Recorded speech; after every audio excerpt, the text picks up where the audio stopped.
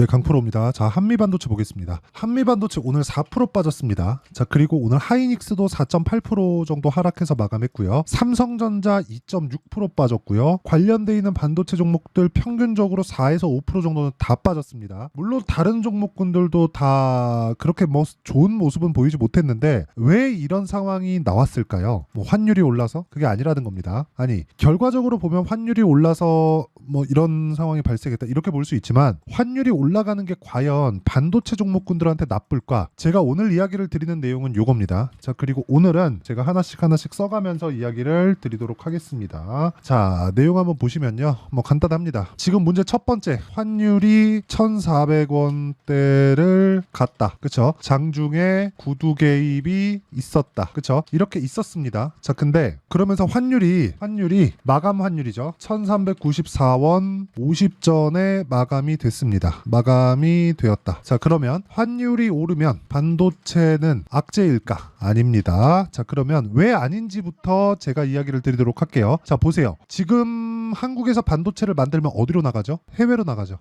즉 수출합니다. 수출했을 때 환율이 높아지면 어떻게 돼요? 당연히 이익의 규모가 커지죠. 원화 환산에 대한 이익의 규모가 커집니다. 자, 그러면 우리가 여기서 생각해야 되는 부분이 뭘까요? 환율이 올라가는 건 반도체를 포함한 수출 기업들의 호재다. 근데 한국 시장에 있는 상장돼 있는 기업들 있죠. 거긴 다 호재다. 근데 왜 오늘 이렇게 빠졌을까요? 그건 이렇게 보셔야 됩니다. 첫 번째, 불안한 요인들이 있다. 그 불안한 요인은 중동에 대한 불안 요인들이 있겠죠. 근데 중동 불안이 왜 불안할까? 뭐 전쟁이 나서? 자, 전쟁이 나서 나오는 결과가 뭘까요? 유가 상승. 유가 상승은 뭘로 만들죠? 인플레이션에 대한 불안. 왜? 유가가 올라간다. 그럼 물가가 올라간다. 이렇게 해석이 되기 때문입니다. 자, 그럼 물가가 올라가면 금리를 늦게 낮추겠죠. 금리를 늦게 낮추면 뭐가 돼요? 미국 경기는 탄탄한 구간을 유지해 간다. 고금리를 지탱할 수 있는 체력이 있다는 거니까. 자, 그러면 왜 이렇게 환율이 올라간다고 호들갑일까? 환율이 올라가면 금융 위기에 준하는 문제가 발생할 수 있기 때문에. 왜? 원화 시장에서, 그쵸? 한국 시장에서 달러가 빠져나갈 수 있는 위험이 존재하기 때문입니다. 근데 이러려면 금융 위기에 준하는 문제가 발생해야 되는데 지금 그런 문제가 발생하기에는 연준에서 의도한 부분이 있다. 왜?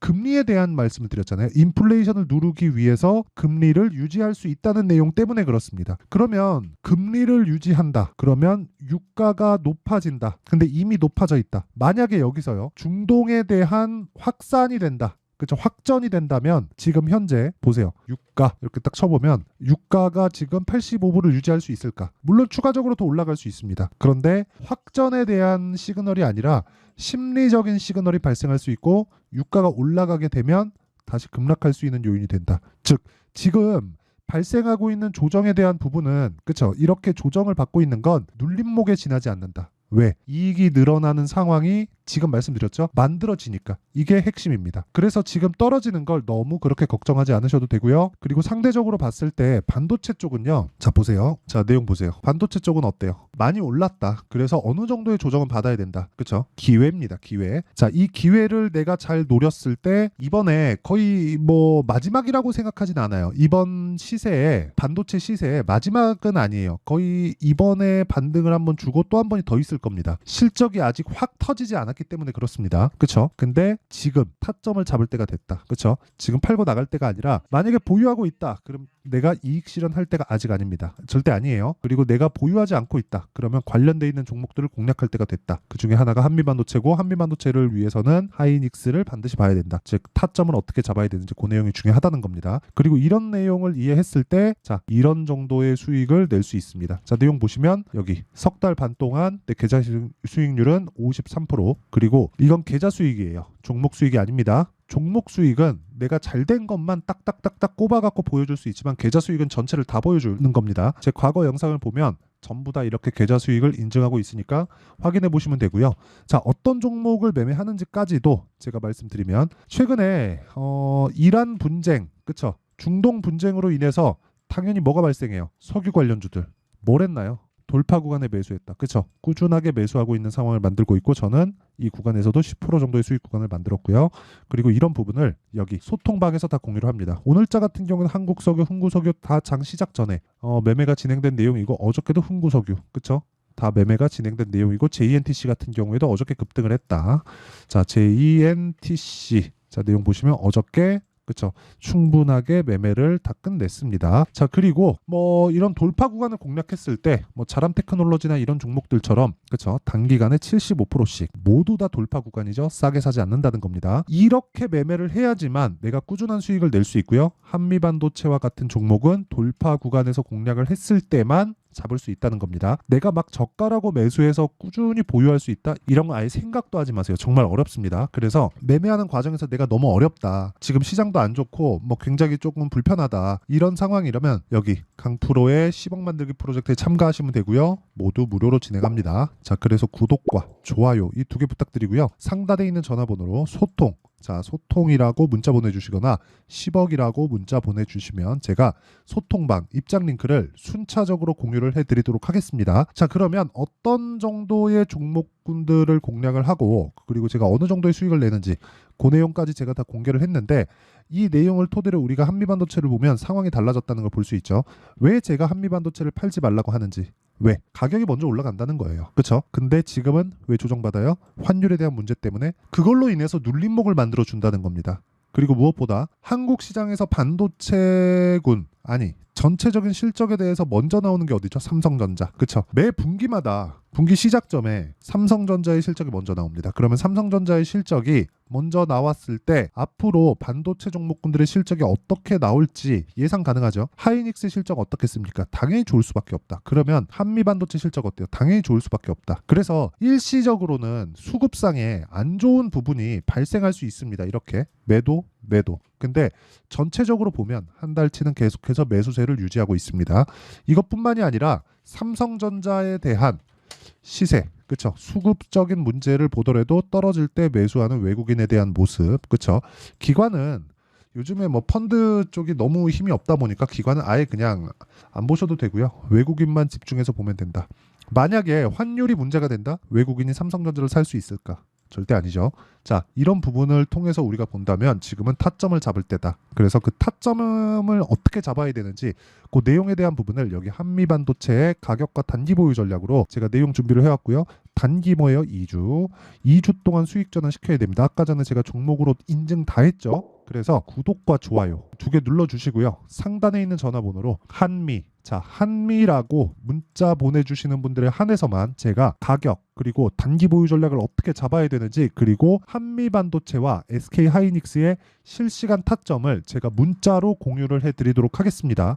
자, 오늘은 시장이 급락에 나왔기 때문에 냉정해져야 될 필요가 있고요. 너무 스트레스 받지 마시고 오늘은 진짜 어떻게 타점을 잡을지 그 내용에 대해서 반드시 공부를 해보시길 바라고요. 무엇보다 시장이 회복될 겁니다. 이번 주 중으로 회복되는 과정에서 반도체 종목이 강한 시세를 낼 수밖에 없다. 왜? 앞으로 좋아지니까. 그런 부분을 어떻게 판단하고 어떻게 이해해야지만 내가 매매에 활용하고 주도주를 잡아낼 수 있는지 그 내용에 대한 부분을 제가 다 이해를 시켜 드릴 테니까 영상 끝까지 시청하시고요. 모든 분들이 성공 투자하셨으면 좋겠고 오늘 하락 환율 걱정하지 않으셔도 됩니다. 자, 24년도가 돼도 여전히 시장은 녹록지 못합니다. 이런 상황이 벌어지는 건 어쩔 수 없습니다. 이런 상황에서도 수익이 나는 종목들의 구조는 변하지 않습니다. 즉 대시세 종목에 대한 구조는 변하지 않는다는 거고 실제 제가 소통방에서 지속적으로 이야기를 드리고 있는 내용도 대시세 종목이나 시장 주도주를 공략하는 건 철저하게 가격 분석을 하라고 이야기를 드리고 가격 분석 이후에는 이슈에 대한 파악 그리고 이슈를 파악하고 나서는 다시 내가 얼마에 매수할지 그 타점에 대한 부분을 지속적으로 언급을 하고 있습니다. 자, 근데 생각해 보세요. 1월 달에 시장이 굉장히 어려웠습니다. 어려운 상황에서의 어떤 종목들이 강했냐 보면 반도체와 그리고 바이오입니다. 자, 실제 여기 보면요.